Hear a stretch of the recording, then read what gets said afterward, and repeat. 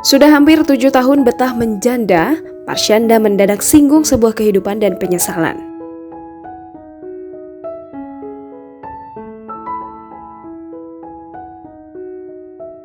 Kehidupan Marshanda memang selalu menarik perhatian publik. Pasca rumah tangganya bersama Ben Kasyafani Kandas, Marshanda memang masih betah sendiri. Padahal mantan suami Marshanda sudah menikah lagi dengan wanita cantik yakni Nesyana Ayu Nabila. Seperti yang diketahui, Marshanda dan Ben Kasyafani telah resmi bercerai pada 25 November 2014 silam.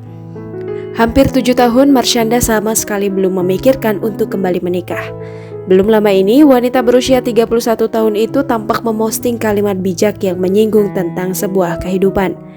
Dituturkan Marshanda lewat postingan terbarunya di laman Instagram @marshanda99 pada Minggu 3 Januari 2021, ia tampak memberikan petuah untuk para penggemarnya. Kalimat itu juga mengingatkan dirinya sendiri agar terus optimis dan apa adanya dalam melanjutkan kehidupan yang lebih baik. Sembari mengunggah foto yang memperlihatkan dirinya ketika bahagia, Marshanda juga berpesan untuk tetap menikmati dan mensyukuri segala sesuatu tanpa ada rasa penyesalan. Sontak saja, foto ini pun tak luput dari berbagai komentar dan pujian warganet.